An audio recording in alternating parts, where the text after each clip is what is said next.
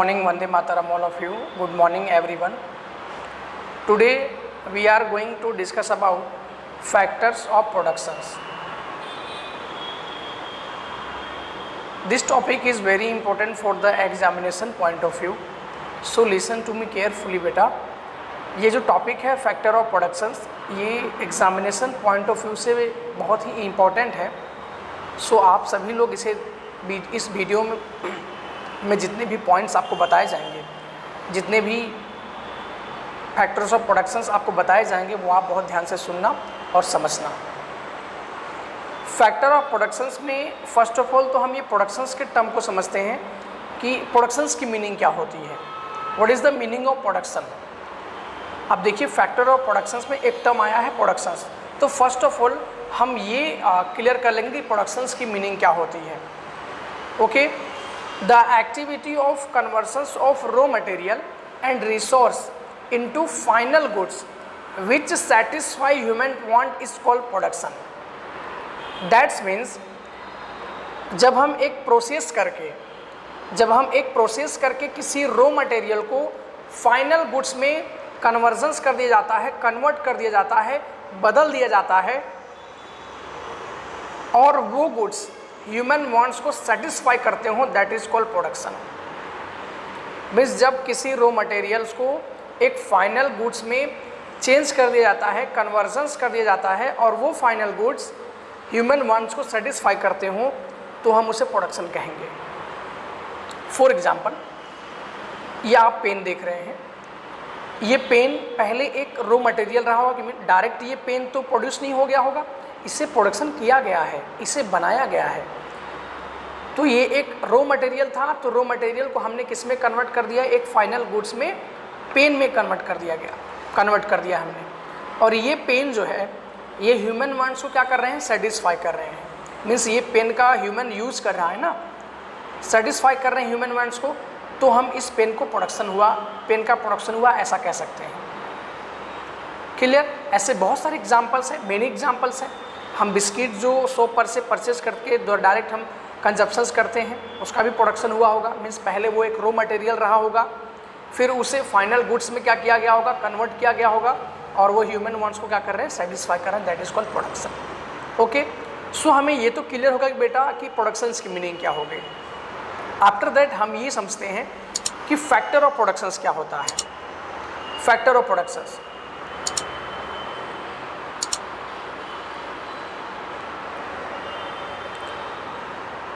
which factor help in such a process of conversions or production are called factor of productions.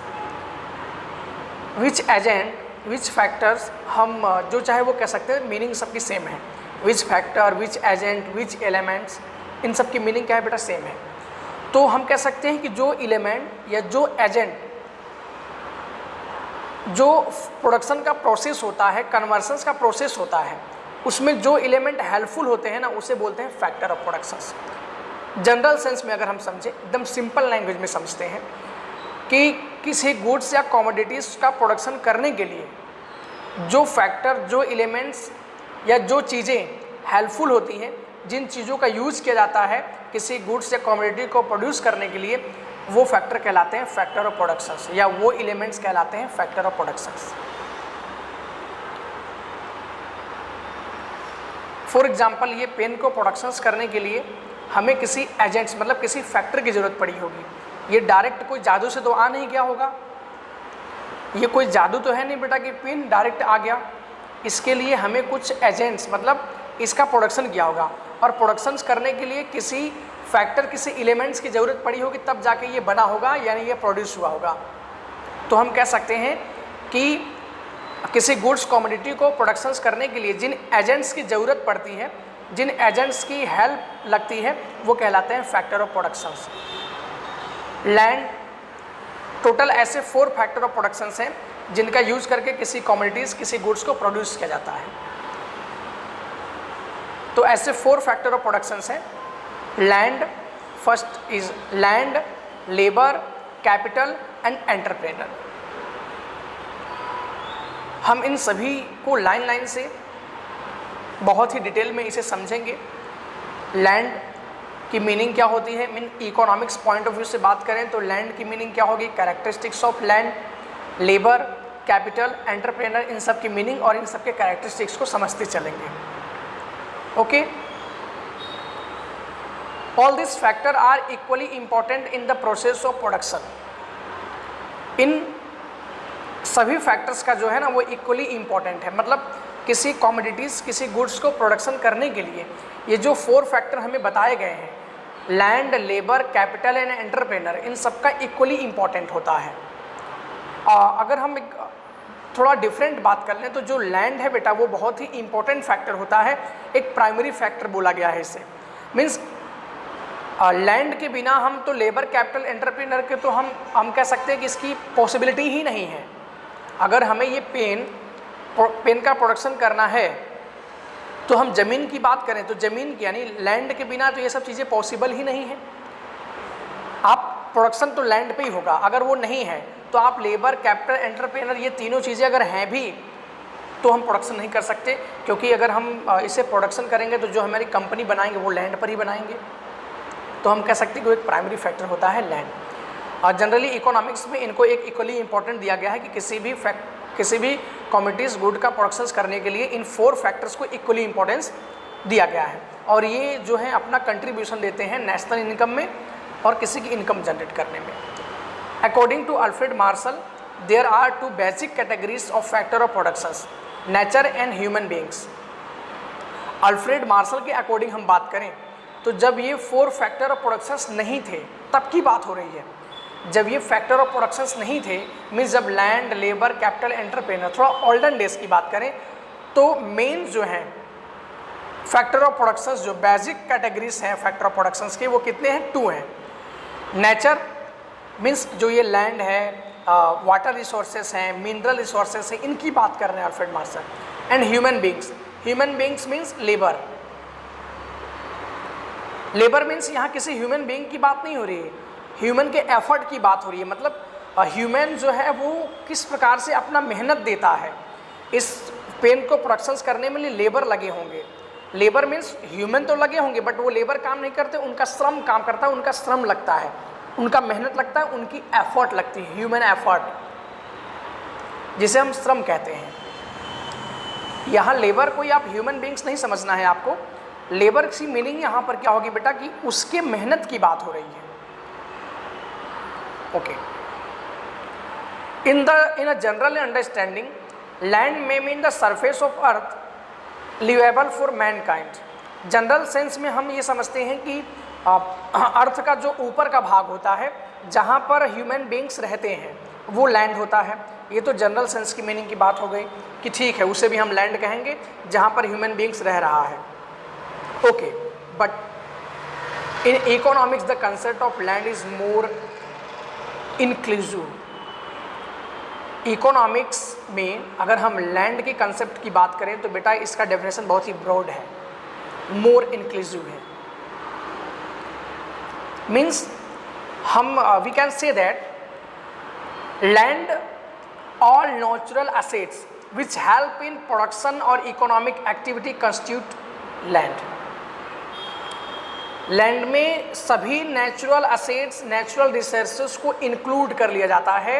उसे हम economics point of view जब हम factor of productions के term को पढ़ेंगे तब की बात हो रही है। जब बेटा हम फैक्टर ऑफ प्रोडक्शंस के टर्म को पढ़ेंगे तब लैंड में सभी नेचुरल रिसोर्सेज को इंक्लूड कर लिया जाएगा। सभी नेचुरल असेट्स जो हैं वो लैंड कहे जाएंगे, सिर्फ ज़मीन की बात नहीं होगी। मतलब वो सभी चीज़ें जो क्या करती हों, हेल्प इन प्रोडक्शन और इकोनॉमिक एक्टिविटीज़, प्रोडक्शन में हेल्पफुल होती हों। किसी भी कमोडिटीज़ गुड्स को प्रोडक्शन करने के लिए क्या होती हों, हेल्प लगती हो, हेल्प होता हो, उनका हेल्प लगता हो, तो हम कह सकते हैं उन सभी चीज़ों को लैंड में इंक्लूड कर लिया जाएगा। सिर्फ हम ये नहीं कह सकते कि सरफेस ऑफ अर्थ वो लैंड हो गया। All natural assets, natural resources को भी लैंड में इंक्लूड कर लिया जाएगा जब हम फैक्टर ऑफ प्रोडक्शंस के टर्म में लैंड को डिफाइन करेंगे तब। That is climate of a particular part of earth, water resource, fertility, mineral resource, all of this constitute land. So water resources, fertility, mineral resources, oil, जो भी चीज़ें natural होती हैं, नेचुरल एसेट्स होती हैं, फॉरेस्ट, इन सभी चीज़ों को लैंड में क्या कर लिया जाएगा, इंक्लूड कर लिया जाएगा। ये हो गया point of economics point of view से एक ब्रॉड डेफिनेशंस की बात हो गई कि लैंड में जो है ना वो सभी नेचुरल एसेट्स को भी इंक्लूड कर लिया जाता है। ओके, अब हम इसके कैरेक्टरिस्टिक्स की बात कर लेते हैं। Hence land can be said to have the following characteristics. First, land is a gift of nature and is not man made. Land जो है ये गिफ्ट ऑफ नेचर है, it is not man made. ये man made नहीं है, means इसे किसी man ने प्रोडक्शन नहीं किया है, ये तो गिफ्ट ऑफ नेचर है, नेचर का प्रोडक्शन है ये। वाटर रिसोर्सेज भी नेचर का है, गिफ्ट ऑफ नेचर है, mineral resources gift of nature है, फर्टिलिटी गिफ्ट ऑफ नेचर है। सो फर्स्ट कैरेक्टर हम कह सकते हैं, ये तो बहुत इजी है, हमें कंसेप्ट समझ में आ गया कि land is gift of nature.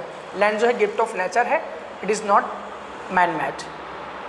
Okay, after that second characteristics is the total supply of land is fixed. Land की जो टोटल सप्लाई है ना बेटा वो फिक्स्ड है। दैट्स मीन्स इसका मीनिंग क्या हुआ, मैं एक्सप्लेन कर रहा हूँ। इसका मीनिंग क्या हुआ कि लैंड की टोटल सप्लाई जो है वो फिक्स्ड है, मीन्स लैंड की सप्लाई को हम बढ़ा नहीं सकते, फिक्स्ड है। मतलब लैंड को हम प्रोडक्शंस करके और नहीं बढ़ा सकते। हमारे पास अगर इतना लैंड है तो हम ऐसा नहीं कह सकते कि भैया थोड़ा प्रोडक्शंस करके और बढ़ा दो ना, तो लैंड किसी प्रोडक्शंस के थ्रू नहीं बढ़ता बेटा, ये बढ़ेगा तो गिफ्ट ऑफ नेचर, ये नेचर के थ्रू ही बढ़ेगा, नेचर ही से बढ़ा सकता है। मिनरल रिसोर्स को नेचर ही बढ़ा सकते हैं, हम इसका प्रोडक्शंस करके नहीं बढ़ा सकते। फॉर एग्जाम्पल एक पेन है, तो पेन का तो हम प्रोडक्शन करके बढ़ा सकते हैं, इसकी सप्लाई जो फिक्स नहीं है। मीन्स अगर हम वन डे में 500 पेन प्रोडक्शंस करते हैं, 500 पेन का प्रोडक्शंस करते हैं, तो हम लेबर को बढ़ाकर, कैपिटल को बढ़ाकर, थोड़ा और टाइम देकर तो हम 1000 पेन का प्रोडक्शंस कर सकते हैं, बट हम लैंड की सप्लाई को नहीं बढ़ा सकते क्योंकि ये फिक्स्ड है, गिफ्ट ऑफ नेचर है। और गिफ्ट ऑफ नेचर को आप कैसे बढ़ाओगे? Okay, land is geographically immobile. इसका जो जियोग्राफिकली है ना, भौगोलिक जो सीमा है, ये इमोबाइल है, मतलब स्थिर है, फिक्स्ड है। दैट्स मीन्स जनरल सेंस में समझते हैं, land is geographically immobile. General sense की अगर हम समझ लें, जनरल सेंस में इस पॉइंट्स को हम समझ लें, तो अगर आपके पास अभी लैंड गुजरात में है तो आप उस लैंड को उठाकर ट्रेन में रखकर, प्लेन में रखकर महाराष्ट्र तो नहीं ले जा सकते, उत्तर प्रदेश तो नहीं ले जा सकते ना। क्यों? क्योंकि वो बेटा इमोबाइल है, मतलब वो स्थिर है, वो जहाँ पर है वहीं पर रहेगा। जैसे कि हम कैपिटल होता है कि आप जेब में डाल दिए, कैपिटल लेके चल दिए, तो वो तो मोबाइल हो गया, मतलब वो अस्थिर है, आप उसे ले जा सकते हो, वो गतिशील है। बट लैंड क्या है? गतिशील नहीं है, अगतिशील है, मतलब इमोबाइल है, अस्थिर है। तो जियोग्राफिकली ये क्या है? इमोबाइल है। ओके, क्योंकि हम इसे मतलब कहीं ले नहीं जा सकते ना, ये फिक्स्ड है।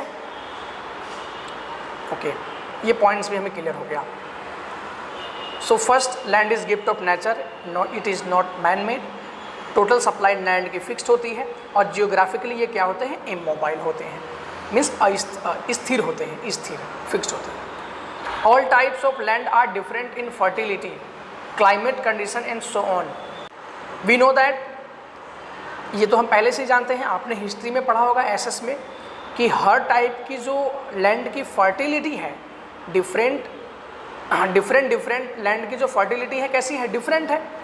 Climate conditions and so on, बहुत सारे चेंज होते हैं। मीन्स कहीं कहीं फर्टिलिटी रेट ज़्यादा होता है किसी लैंड की, कहीं कहीं कम होती है। तो all types of land are different in fertility, means कहीं कहीं फर्टिलिटी ज़्यादा होता है किसी लैंड की, तो कहीं कहीं कम होती है। क्लाइमेट कंडीशंस भी ऐसे होते हैं। एंड लैंड पर से हमें जो रेम्यूनरेशंस मिलता है, मीन्स जब कोई भी लैंड पर से जब हम प्रोडक्शंस करते हैं तो उस पर से जो हमें चीज़ें मिलती हैं ना, उसे हम बोलते हैं रेंट। क्या बोलते हैं?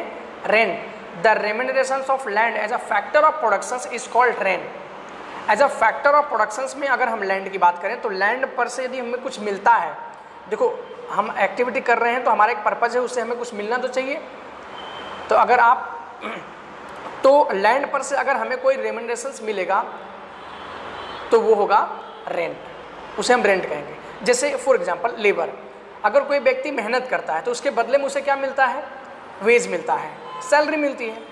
तो इस तरह से लैंड पर से हमें क्या मिलता है? रेंट मिलता है, रेंट। ओके, आई होप कि आप फैक्टर ऑफ प्रोडक्शन से प्रोडक्शंस के टर्म को, फैक्टर ऑफ प्रोडक्शंस की मीनिंग को, एंड जो उसके 4 types of factor of productions हैं, 4 फैक्टर ऑफ प्रोडक्शंस हैं लैंड, ये इसमें हमने फर्स्ट डिस्कस किया। बाकी के टॉपिक्स को लेबर, कैपिटल, एंटरप्रेनर, ये हम नेक्स्ट वीडियो लेक्चर्स में डिस्कस करेंगे। आई होप कि आज का वीडियो आपको बहुत ही अच्छा लगा होगा, आप कंसेप्ट को समझ गए होंगे। अगर आपको वीडियो अच्छा लगा हो तो प्लीज़ आप लोग वीडियो को लाइक कर दीजिए, चैनल को सब्सक्राइब कर दीजिए और आप अपने से फ्रेंड में भी शेयर कर दीजिए। थैंक्स।